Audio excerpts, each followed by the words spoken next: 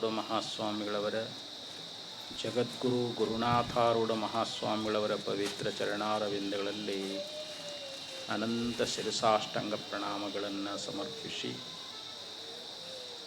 ಸದ್ಗುರು ತಾತಾರೂಢರ, ಸದ್ಗುರು ಶಿವರಾಮ ಅವಧೂತರ, ಸದ್ಗುರು ಶಿವಶರಣಂದ ಅವಧೂತರ, ಸದ್ಗುರು ಕಟ್ಟೆ ಬಸವಾನಂದ ಮಹಾಸ್ವಾಮಿಗಳವರ ಪವಿತ್ರ ಚರಣಾರವಿಂದಗಳಲ್ಲಿ ಅನಂತ ಶಿರಸಾಷ್ಟಾಂಗ ಪ್ರಣಾಮಗಳನ್ನು ಸಮರ್ಪಿಸಿ, ಅವ್ಯಕ್ತ ರೂಪದಿಂದ ಕಾರ್ಯಕ್ರಮದ ದಿವ್ಯ ಸನ್ನಿಧಾನ ಸ್ಥಾನವನ್ನು ವಹಿಸಿದ ಸಾಧು ಚಕ್ರವರ್ತಿ ವಿಶ್ವಕುಟುಂಬಿ ಪಂಚಮಠಾಧೀಶ ನಿರಾಭಾರಿ ಶಿವಾವತಾರಿ ಸ್ಥಿತಪ್ರಜ್ಞ ಜಗದ್ಗುರು ಡಾಕ್ಟರ್ ಅಪ್ಪಾಜಿಯವರ ಪವಿತ್ರ ಚರಣಾರವಿಂದಗಳಲ್ಲಿ ಅನಂತ ಕೋಟಿ ಶಿರಸಾಷ್ಟಾಂಗ ಪ್ರಣಾಮಗಳನ್ನು ಸಮರ್ಪಿಸಿ, ಇಲ್ಲಿ ಪರ್ಯಂತರವಾಗಿ ಬಹು ಸುಂದರವಾಗಿ ಉಪದೇಶಾಮೃತ ನೀಡಿದ ಪರಮ ಪೂಜ್ಯ ವಿದ್ವನ್ಮಣಿಗಳಾದ ಡಾಕ್ಟರ್ ಶಿವಾನಂದ ಮಹಾಸ್ವಾಮಿಗಳನ್ನೇ ಮೊದಲುಗೊಂಡು ವೇದಿಕೆ ಮೇಲೆ ಆಸೀನರಾದ ಎಲ್ಲ ಪೂಜ್ಯರ ಚರಣಗಳಿಗೆ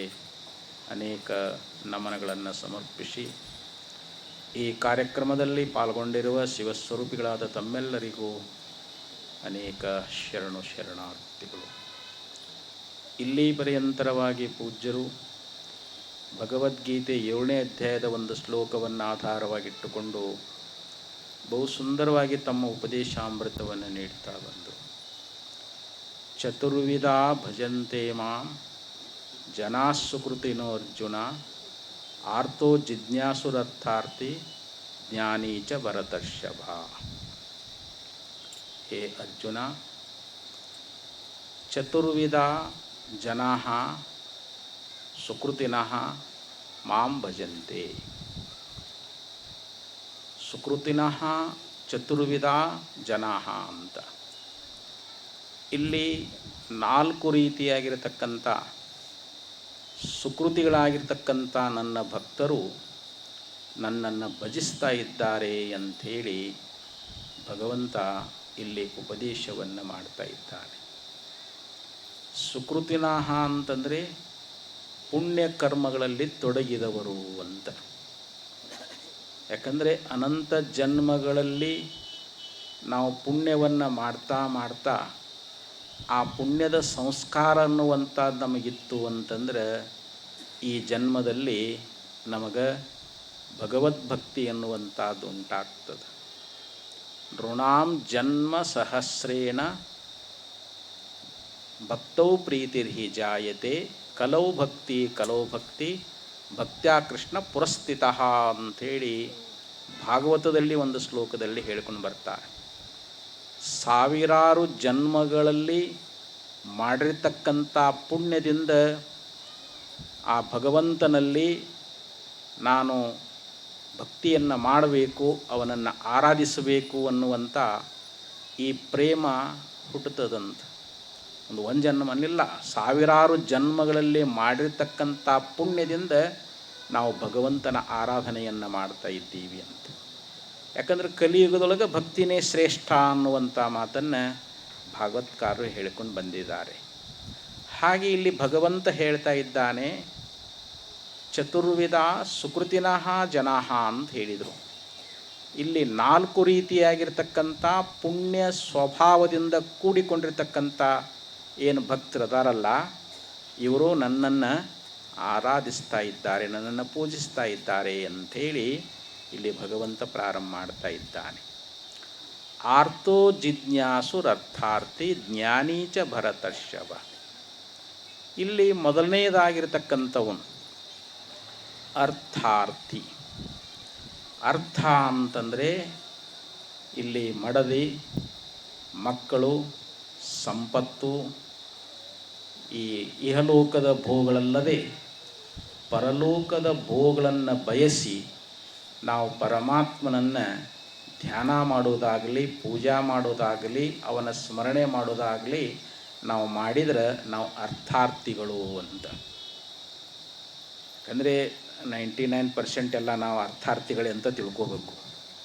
ಯಾಕಂದ್ರೆ ನಾವು ಪರಮಾತ್ಮನಲ್ಲಿ ಏನಾದರೂ ಭಕ್ತಿ ಮಾಡಾಕತ್ತೀವಿ ಅಂತ ನಮ್ಮ ಲಿಸ್ಟ್ ದೊಡ್ಡದ್ರಿ. ಪರಮಾತ್ಮನ ಮುಂದೆ ಭಗವಂತ ನನಗಷ್ಟು ಹೊಲ ಕೊಡು, ನನಗಷ್ಟು ಸಂಪತ್ತು ಕೊಡು. ಯಾಕಂದ್ರೆ ನಮ್ದು ಏನಾದರೂ ಬಯಕೆ ಇದ್ದೇ ಇರ್ತದೆ.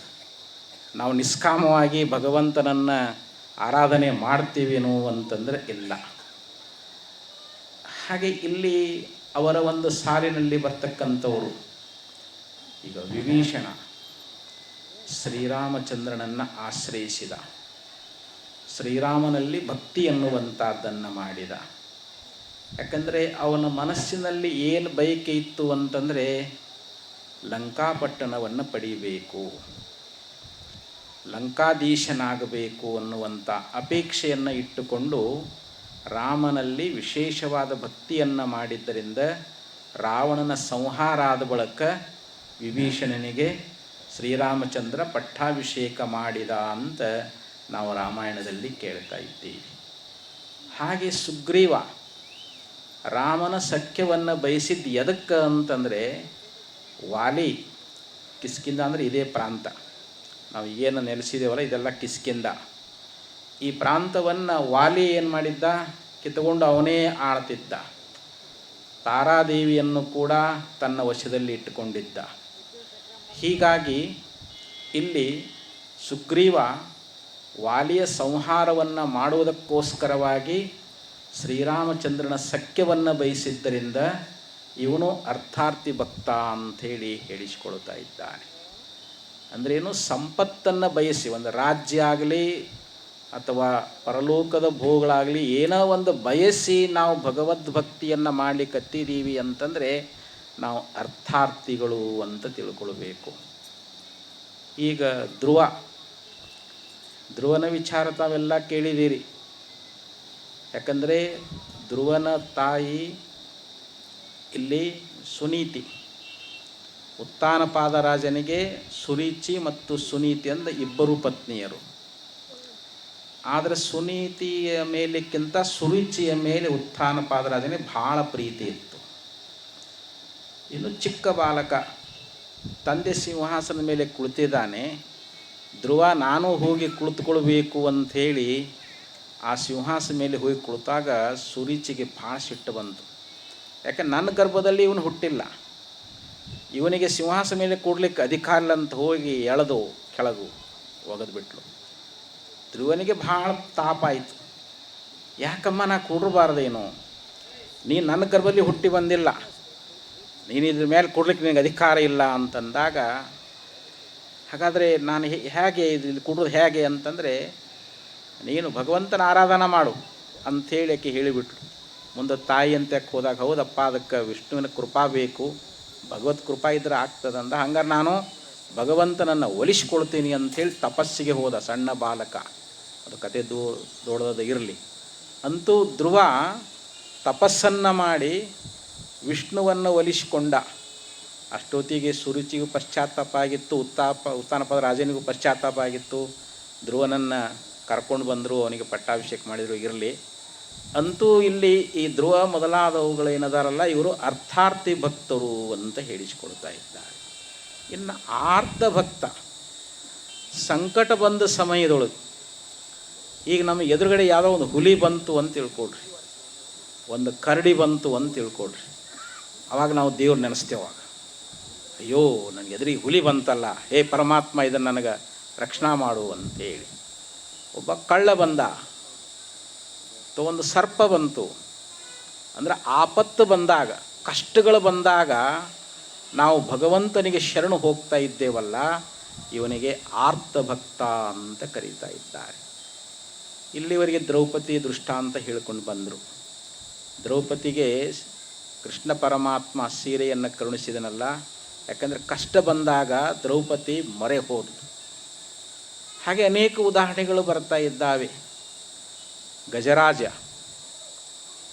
ಅನೇಕ ಆನೆಗಳು ಜೊತೆಯಲ್ಲಿ ಸ್ನಾನ ಮಾಡುವಂಥ ಸಂದರ್ಭದಲ್ಲಿ ಮೊಸಳೆ ಬಂದು ಕಾಲನ್ನು ಹಿಡಿದು ಎಳಿತಾ ಇರಬೇಕಾದರೆ ಅಲ್ಲಿ ಆನೆಗಳ ಬಳಗ ಇದ್ರೂ ಕೂಡ ಯಾರೂ ಸಹಾಯಕ್ಕೆ ಬರಲಿಲ್ಲ. ಕೊನೆಗೆ ವಿಷ್ಣು ಪರಮಾತ್ಮನಿಗೆ ಗಜೇಂದ್ರ ಏನು ಮಾಡಿದ, ಒಂದು ಕಮಲದ ಹೂವನ್ನು ಕಿತ್ತುಕೊಂಡು, ಭಗವಂತ ನಿನ್ನ ಹೊರತಾಗಿ ನನ್ನ ರಕ್ಷಕರು ಯಾರೂ ಇಲ್ಲ, ನಾನು ಪ್ರಾಣಾಪಾಯದೊಳಗದೀನಿ, ಈಗ ನೀನೇ ಬಂದು ನನ್ನ ರಕ್ಷಣಾ ಮಾಡಬೇಕು ಅಂಥೇಳಿ ಅನನ್ಯ ಭಾವದಿಂದ ಪ್ರಾರ್ಥನೆಯನ್ನು ಮಾಡಿದಾಗ ವಿಷ್ಣು ಪರಮಾತ್ಮ ಆ ಗಜೇಂದ್ರನ ಪ್ರಾರ್ಥನೆಗೆ ಮನ್ನಿಸಿ ಸುದರ್ಶನ ಚಕ್ರವನ್ನು ಬಿಡ್ತಾ ಇದ್ದಾನೆ. ಆವಾಗ ಸುದರ್ಶನ ಚಕ್ರ ಏನು ಮಾಡ್ತು? ಮೊಸಳೆಯನ್ನು ಸಂಹಾರ ಮಾಡ್ತು. ಗಜೇಂದ್ರ ಮೋಕ್ಷ ಅಂತೇಳಿ ಭಾಗವತದಲ್ಲಿ ಕಥಾ ಅನ್ನುವಂಥದ್ದು ಬರೆದದ್ದು. ಎಡರಡಸಿದ ವೇಳೆಯಲ್ಲಿ ಮೃಡನಿಮ್ಮ ನೆನೆವರು, ಎಡರಡಿಸಿ ತೊಡರು ಕಡೆಯಾಗಲೊಡ ನಿಮ್ಮನ್ನು ಎಡೆಯೂ ನೆನೆಯರು ಕಾಣ ರಾಮನಾಥ. ನೋಡಿರಿ, ನಮಗೆ ಸಂಸಾರದೊಳಗೆ ಏನಾದರೂ ಕಷ್ಟಗಳು ಬರಬೇಕು, ಭಾಳ ದುಃಖ ಬಂದಾಗ ಅಯ್ಯೋ ಶಿವನೇ ಕಾಪಾಡಪ್ಪ, ಎಂಥ ಕಷ್ಟ, ಏನಿದನ್ನು ಹೆಂಗಿದನ್ನು ಅಂಥೇಳಿ ನಾವು ದೇವ್ರ ನೆನೆದು ಗುಡಿಗೆ ಹೋಗಿದ್ದು. ಯಾವಾಗೆಲ್ಲ ಕಷ್ಟ ಬಯಲಾಗಿ ಸುಖ ಎಲ್ಲ ಬಂತು ಅಂತಂದ್ರೆ ಎಡವಿನೂ ಕೂಡ ನಾವು ದೇವ್ರ ನೆನಪು ತೆಗೆಯಂಗಿಲ್ಲ ಅಂತವಾಗ ಶರಣರ ಮಾತನ್ನು ಹೇಳ್ತಾ ಇದ್ದಾರೆ. ಯಾಕಂದ್ರೆ ಸಂಕಟ ಬಂದಾಗ ವೆಂಕಟರಮಣ ಅಂತಾರಲ್ಲ, ಕಷ್ಟ ಬಂದಾಗ ಮಾತ್ರ ಯಾರು ಭಗವಂತನಿಗೆ ಮೊರೆ ಹೋಗ್ತಾರ, ಪರಮಾತ್ಮನ ಸ್ಮರಣೆಯನ್ನು ಮಾಡ್ತಾ ಇದ್ದಾರ, ಇವರಿಗೆ ಆರ್ತಭಕ್ತರು ಅಂತ ಕರೀತಾ ಇದ್ದಾರೆ. ಇನ್ನು ಜಿಜ್ಞಾಸು ಮೂರನೇ ಭಕ್ತ ಯಾರು ಅಂತ ನಾವು ನಿಷ್ಕಾಮಿ ಅದಾನ.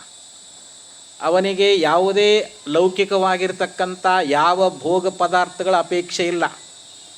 ಅವನಿಗೆ ಹೆಂಡತಿಯಾಗಲಿ, ಮಕ್ಕಳಾಗಲಿ, ಹೊಲ ಆಗಲಿ, ಅಧಿಕಾರ ಆಗಲಿ, ಸಂಪತ್ತಾಗಲಿ, ಪರಲೋಕದ ಭೋಗಗಳಾಗಲಿ ಇವೇನಾದರೂ ಅಪೇಕ್ಷೆ ಮಾಡ್ಯಾನೇನು ಅಂತಂದರೆ ಯಾವುದನ್ನು ಅಪೇಕ್ಷೆ ಮಾಡಿಲ್ಲ. ಅವನಿಗೇನು ಮುಕ್ತಿಯನ್ನು ಹೊಂದಬೇಕು, ಭಗವತ್ ಸಾಕ್ಷಾತ್ಕಾರವನ್ನು ಮಾಡಿಕೊಳ್ಳಬೇಕು ಅನ್ನುವಂಥ ಈ ಒಂದು ಧ್ಯೇಯ, ಈ ಲಕ್ಷ್ಯವನ್ನು ಇಟ್ಟುಕೊಂಡು ಭಗವಂತನಲ್ಲಿ ಪ್ರಾರ್ಥನೆಯನ್ನು ಮಾಡ್ತಾ ಇದ್ದಾನೆ. ಭಗವಂತನ ದರ್ಶನ ಮಾಡಿಕೊಳ್ಬೇಕು, ಆತ್ಮ ಸಾಕ್ಷಾತ್ಕಾರ ಮಾಡಿಕೊಳ್ಬೇಕು ಅನ್ನುವಂಥ ಅಪೇಕ್ಷೆ ಉಳ್ಳವನಿಗೆ ಇವನಿಗೆ ಜಿಜ್ಞಾಸು ಅಂತ ಕರೀತಾರೆ. ಜ್ಞಾತುಂ ಇಚ್ಛು ಜಿಜ್ಞಾಸು, ತಿಳ್ಕೊಳ್ಬೇಕನ್ನುವಂಥ ಇಚ್ಛೆ ಉಳ್ಳವನು. ಯಾವುದನ್ನು? ತನ್ನ ಆತ್ಮತತ್ವವನ್ನು, ಭಗವತ್ ತತ್ವವನ್ನು ತಿಳ್ಕೊಳ್ಬೇಕನ್ನುವಂಥ ಏಕೈಕ ಮಾತ್ರ ಲಕ್ಷ್ಯ ಅವನು. ಅವನಿಗೆ ಹೊರಗಿದ ಯಾವ ಭೋಗಗಳ ಅಪೇಕ್ಷೆ ಅನ್ನುವಂಥದ್ದಿಲ್ಲ. ಪರೀಕ್ಷಿತ ರಾಜ, ಅವನಿಗೂ ಕೂಡ ಭಗವತ ತಿಳ್ಕೊಂಡು ನಾನು ಧನ್ಯನಾಗಬೇಕು. ಯಾಕೆಂದರೆ 7 ದಿವಸದೊಳಗೆ ನಾವು ಮರಣದ ಈ ಮರಣ ಭಯವನ್ನು ಯಾರು ಕಳೀತಾ ಇದ್ದಾರೆಯೋ ಅವರಿಗೆ ಅರ್ಧ ರಾಜ್ಯವನ್ನೇ ಕೊಡ್ತೀನಿ ಅಂಥೇಳಿ ಡಂಗ್ರ ಸಾರಿದ್ದ. ಸುಕುಮುನಿಗಳು ಬಂದು ಏನು ಮಾಡಿದರು?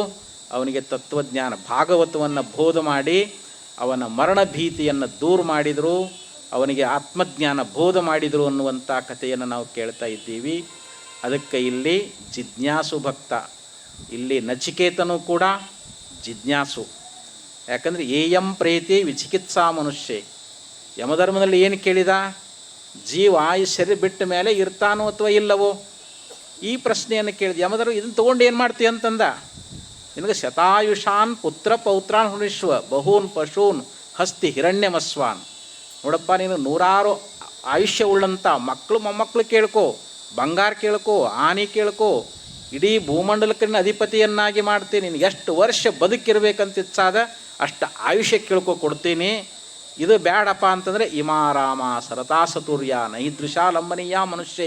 ಸ್ವರ್ಗಲೋಕದ ಭೂಗಳದಾವಲ್ಲ, ಐರಾವತ, ಕಾಮಧೇನು, ಕಲ್ಪವೃಕ್ಷ, ನಂದನವನ, ಅಲ್ಲಿ ಅಮೃತಪಾನ, ಅಲ್ಲೇನು ಮುಪ್ಪಿಲ್ಲ, ಅಲ್ಲಿ ಬಾಲ್ಯ ಇಲ್ಲ, ಯಾವಾಗಲೂ ಯೌವನ, ಅಲ್ಲಿ ನಿದ್ರಿಲ್ಲ, ಕನಸಿಲ್ಲ, ಬರೀ ಯಾವಾಗಲೂ ಎಚ್ಚರ, ಅಲ್ಲಿ ಬರೇ ಸುಖ, ಅಲ್ಲಿ ದುಃಖ ಅನ್ನೋದು ಅಲ್ಲಿ ಇಲ್ಲವೇ ಇಲ್ಲ. ಅಂಥ ಸ್ವರ್ಗಭೋಗಗಳನ್ನು ಕೊಡ್ತೀನಿ ಅಂತಂದಾಗ ನಚಿಕೇತ ಅವು ಯಾವ ಬೇಡ ಅಂದ.